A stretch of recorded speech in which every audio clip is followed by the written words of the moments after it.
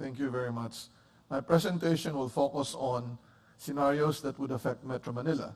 For most people, they think that the most devastating scenario will be the movement of the West Valley Fault. It's not called the Hayward Fault. It's not called the Wayward Fault. It's the Valley Fault system. But the other scenario that we would prepare for would be a big earthquake from the Manila Trends. As you all know, the Philippines, just like many other countries in the Pacific Ring of Fire, is prone to a lot of earthquakes because of the presence of numerous active faults crisscrossing the country and trenches which would be subducting on both sides of the Philippines. Metro Manila is exposed to earthquakes. The Metro Manila and the greater Metro Manila area is encircled in black. Note, however, that very few earthquakes have occurred in the past 100 or several hundreds of years in Metro Manila. There is a big gap in terms of earthquake occurrences from the West Valley Fault, and this would mean that energy is being stored up, and this can deliver a large earthquake event. Metro Manila has been affected by many earthquakes in the past. One would just go to historical churches like the Manila Cathedral, and in front of historical churches you would see signage depicting when these churches would have been affected by typhoons, fire, or earthquake. In particular, the Manila Cathedral has been affected by earthquake of 1600, earthquake of 1645, and earthquake of 1863. All of these earthquakes originated outside of Manila. How about if an earthquake would occur right in the middle of Manila or greater Metro Manila area? What devastation would we see? The exposure of the greater Metro Manila area, that would mean Metropolitan Manila, Southern Tagalog, and Central Luzon, would be very high. Currently, Metro Manila, Bulacan, Rizal, Cavite, and Laguna hosts close to 26 million people. Metropolitan Manila itself, nighttime, would host 12.8 million people, but not daytime. There are more than 1.3 million residential and other buildings, more than 1,000 medium to high rises. We have the international and domestic airports and ports. The Metro Manila area is the center of governance, business and commerce, and finance. It covers a share of close to 60% of our country's economic output. And of course, in terms of security, the Metro Manila area is the headquarters of our national police and the armed forces of the Philippines. We have placed almost all our eggs in one place or one basket. We have identified many earthquake scenarios, more than 18 or 20. We have produced probabilistic seismic hazard maps, ground motion level maps that are available in the website. But let me focus on the scenarios. Out of the scenarios that we have studied, we think that the first devastation that we need to consider and the earthquake that would cause the most effect would be the movement of the Valley Fault system, consisting of two fault traces, the west and the east. And in particular, the West Valley Fault is 100 kilometers long, and we think it is possible to generate a 7.2 magnitude earthquake out of this. And since this is already in Metro Manila, then a ground shaking of intensity 8, maybe intensity 6 for the Japanese scale, where one can stand will happen. The other scenario would be the movement of the Manila Trends. Although it will not cause the strongest ground shaking in Metro Manila, a magnitude 8.3 earthquake can produce a tsunami delivering water as high as 5.5 meters, and the tsunami would arrive more than an hour in Manila Bay and can devastate the shorelines of Manila Bay. We need to focus on these two scenarios, and let me start focusing first on the first scenario. For we to understand how to identify the risk, we need to enumerate all the possible hazards that an earthquake can bring. The first hazard is the faulting or ground rupture. The faulting or fault motion creates the shaking. The first thing is to avoid building directly on top of it. That is why we Filipinos would like to find faults anywhere. And so FIVOX, just like USGS, have been finding faults everywhere to map out which areas to avoid. Now, when this fault will move, it will cause shaking, and shaking can cause buildings to collapse. A strong ground shaking can also cause liquefaction, where ground where the subsurface behaves like a liquid. A strong ground shaking will also cause landslide. And we will have an election soon. And for Filipinos, note that a strong ground shaking is better than a well-financed political campaign. Aside from that, a strong ground shaking can cause fire. If the earthquake is offshore, it can cause a tsunami. So let us look at all these hazards. For Metro Manila, it's essentially a flat area. So we focus on ground rupture, ground shaking, liquefaction. There are some landslide areas. We have maps, but I'll skip that, and tsunami. This is a earthquake multi-hazard map of Greater Metro Manila area, and almost all of you would see this map for the first time. The fault is on the middle part of the map, and that fault moves every 400 to 600 years. And the last significant earthquake occurred in the 1600s, so it's close to 400 years. So it's possible that this fault can generate a major earthquake within our lifetime or the next generation. The harsher areas would cover the ground shaking of intensity 7 to intensity 8. The black line is the boundary of Metro Manila, Bulacan, Rizal, Cavite, and Laguna. The orange or darker orange areas there on the Manila Bay side will be the liquefaction-prone areas, which would be found in the Marikina Valley and the shorelines of Laguna de Bay. And the reddish areas there are the tsunami-prone areas, covering Bulacan, parts of Metro Manila, and Cavite. If you look at the ground rupture exposure of the population, it is shown on the map, but we need to do more detailed analysis.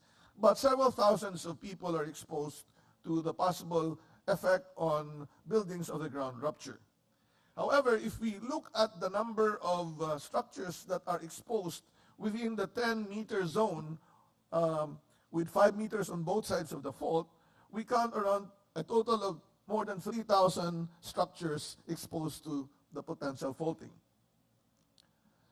If we look at the transport systems, which are very vital for response and other transactions after a major earthquake, our port and airports are a little bit away from the West Valley Fault.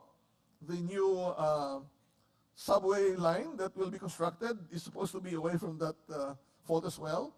But the fault transects major roads like C5, Ortigas, Marcos Highway, and even SLEX. So our connection to the south will be affected severely if there will be faulting in the Southern Luzon Expressway. Please also note that the interchanges in Alabang and Susana, which are very vital, will be several hundreds of meters only from the active fault. So we expect a strong ground shaking. When the fault will move, we generated probabilistic and deterministic maps. Let me show you some of the products for the deterministic scenarios. The first on the left was done together with Usec Australia. And this would show you a scenario of a 7.2 with the epicenter shown in the star in the Pasig area. The brown and yellow colored areas there would be intensity 8, where 1 cannot stand. And the color green will be intensity 7. If the earthquake is of magnitude 6.5, using the same epicenter, almost the whole of Metro Manila is still intensity 8, with parts of Rizal, southern Bulacan, and parts of Cavite and Laguna. In 2004, Japan International Cooperation Agency, MMDA, and FIVOX released a report indicating that if a 7.2 magnitude earthquake would occur, around 38% of the residential buildings, also 10 to 30 mid-rise buildings, and 30 to 35% of public buildings will be severely damaged or collapsed. But compared with very high-rise buildings, only 14%. The lower buildings will be affected more for a scenario of an earthquake coming from the West Valley Fault. If the earthquake would occur in the evening, because we can have a very good estimate only for a nighttime scenario, around 33,000 people may die, 114,000 seriously injured, and if there will be fire, there might be 18,000 additional casualties. In the study that we conducted with Usec Australia, we computed for both 7.2 and 6.5, which is on the right side, And just looking at the casualty, it's very similar to the estimate earlier, 31,000 casualty for 7.2 magnitude. But lo and behold, the areas in Metro Manila will be still severely affected by a magnitude 6.5 earthquake where 23,000 people may die. This is because we have many non-engineered buildings and simply because these buildings are not really able to withstand an intensity 8 shaking. Around 2.3 trillion pesos of direct damage will occur for a 7.2 earthquake or 1.8 trillion pesos for a magnitude 6.5 earthquake. The earthquake will not only affect Metro Manila, but also the nearby provinces. So if we look at the consequence of an intensity 8 shaking, just intensity 8 and intensity 7, we will see a total of around 48,000 fatality in Metro Manila, Bulacan, Rizal, Cavite, Laguna, and Southern Pampanga. And the casualty might be added by very seriously injured of around 24,000. So that will be significant. We need to make sure that this will not happen. Liquefaction is also very important because although it is not a life-threatening phenomenon, our structures, roads, bridges, and buildings will be exposed. So on the left would be the number of population exposed to hazard, and this can be close to 5 to 6 million people. The top right there would be the population of Metro Manila, male and female. The blue is the female, male would be the pink. And you would see the population exposed to liquefaction depending on the ages. The number of structures exposed to liquefaction would be close to 600,000, and this will be residential and mixed residential and commercial structures. So this is quite a significant problem that we also need to address. For those who are following the event in the Central Luzon quake, many of the barangays in several towns in Pampanga were affected by liquefaction. Sand boils or water came out of the ground, and the ground shifted, causing lateral spreading.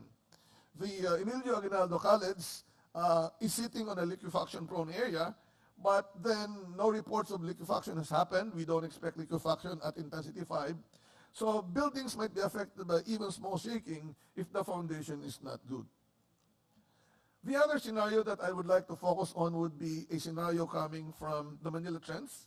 It can produce a magnitude 8 to 8.5 earthquake event. If the scenario is 8.3, with the epicenter just west of Manila Bay, and that would trigger a tsunami, and the simulation is shown. All the shorelines of Western Luzon, Western Mindoro, Western Palawan can be affected by a tsunami. Those very close to the epicenter will have around close to 10-meter high waves. But the tsunami will enter Manila Bay after 1 hour, and the political shorelines of Metro Manila can be affected by 3.5 to 5.5 meter waves, and these waves will inundate 2 to 3 kilometers from the shore.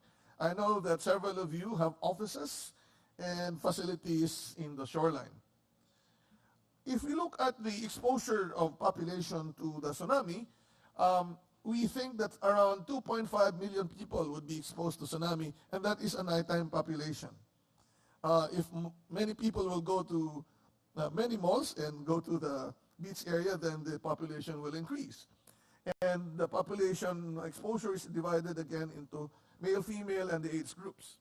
The number of structures exposed to tsunami will be close to 300,000.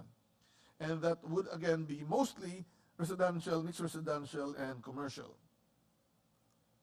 We have a software that can produce the impact-like hazards on earthquake shaking, on tsunami, on wind and flood, and also on agricultural crops. These are being shared for free to all local governments and even the businesses. And we can actually look at the possible consequences of all of this. We have another program where we are collating all the hazards exposure from all government agencies, and we're depicting the analysis, exposure and risk through these maps, and these maps are a product of the Georisk Philippines project of the government led by FIVOX. We have assessed all DepEd and Department of Education and Department of Health facilities. So for example, in Metro Manila, if you look at the tsunami exposure, out of the 766 public schools in the National Capital Region, 25% are exposed to tsunami. And the numbers of schools, secondary schools that are exposed to tsunami would be close to 60, and elementary school will be around 140.